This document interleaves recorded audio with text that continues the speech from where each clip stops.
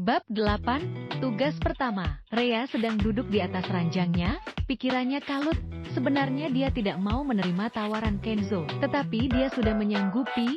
Rasanya begitu menyesal karena terlalu gegabah mengiyakan tawaran dari Kenzo. Apalagi dia mendengar selentingan kabar bahwa Kenzo memang suka tidur dengan pelayannya yang disukai, dan itu artinya Rea adalah salah satu pelayan yang disukai oleh Kenzo. Karena pria itu menawarinya pekerjaan tersebut. Rea menghela nafas berat. Dia tidak pernah tahu jika dia masuk ke dalam kandang singa.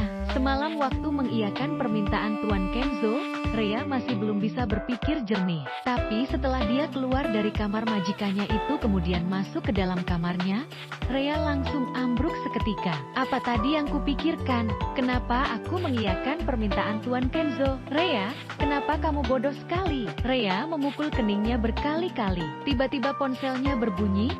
Rea melihat ponsel itu ada di atas meja rias. Kemudian Rea berjalan untuk mengambil ponsel itu. Sang adik menelepon. Dia sangat khawatir dengan keadaan adik dan ibunya yang sudah 2 hari dia tinggal ke kota. Halo, Me. Halo kak. Bagaimana pekerjaan kakak? Apakah kakak betah? Rea menghela nafas. Kalau kakak bilang tidak betah gimana? Kakak pulang saja. Cari kerja di sini. Meskipun sedikit, yang penting kakak enak kerjanya. Rea tersenyum. Adiknya itu memang sangat perhatian padanya. Kak, ibu hari ini kontrol lagi. Keadaannya makin lemah. Kata dokter kalau bisa kaki ibu harus diamputasi karena lukanya semakin menyebar. Dek. Jantung Rea berdegup kencang. Sungguh rasanya dia tidak sanggup untuk mengetahui keadaan ibunya yang semakin lemah. Padahal jemari kakinya sudah diamputasi semuanya. Kini dia harus mendengar kabar jika penyakit sang ibu semakin parah dan harus diamputasi kakinya. Mea, tolong jaga ibu ya. Kakak akan nyari uang untuk ibu berobat. Kakak usahakan agar penyakit ibu bisa segera sembuh. Kalau memang prosedurnya harus seperti itu, tidak apa-apa. Kakak akan cari uang untuk biayanya. Kak, terima kasih. Ibu sangat berharga buat kita. Kakak juga. Mea sayang kalian berdua. Hiks, tidak terasa air mata Rea juga ikut terjatuh. Dia tidak akan pernah sanggup untuk ditinggalkan pergi oleh sang ibu. Dulu ayahnya juga pergi karena sakit. Ketika itu Rea masih duduk di bangku SMP. Jangan nangis Mea, kamu adik kakak yang kuat. Kakak akan cari cara agar kita bisa hidup bahagia dan sehat. Ibu sehat dan sembuh, begitupun denganmu. Sekarang kakak menyerahkan ibu padamu sementara kakak nyari uang untuk biayanya ibu. Ya, Hiks, iya kak.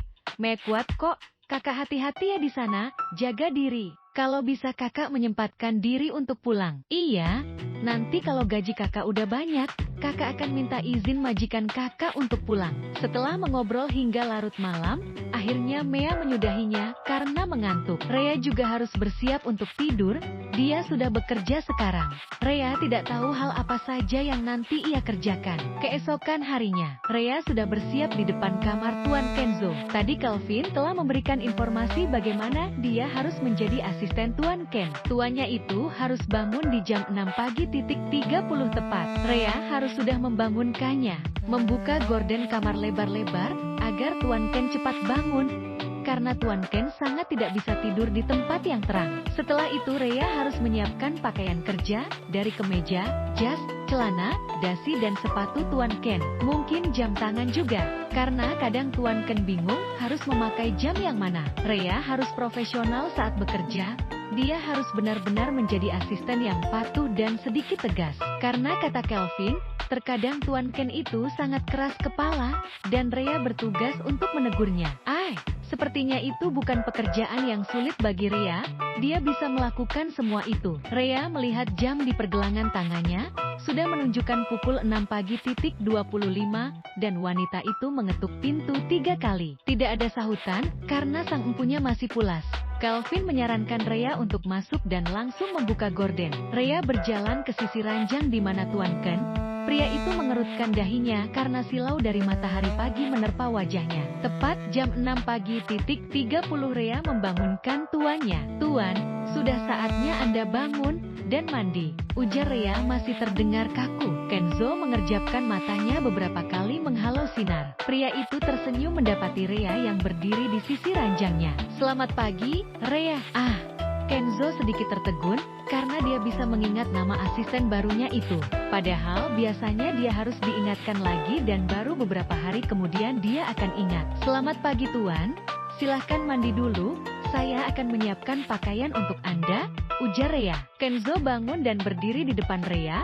Aku akan mandi sebentar, kamu sudah wangi. Kenzo menyeringai kemudian beranjak masuk ke dalam kamar mandi. Sial, hanya mencium wanginya saja sudah membuatku berhasrat. Sepertinya Rea benar-benar membuatku gila, gumam Kenzo. Bersambung.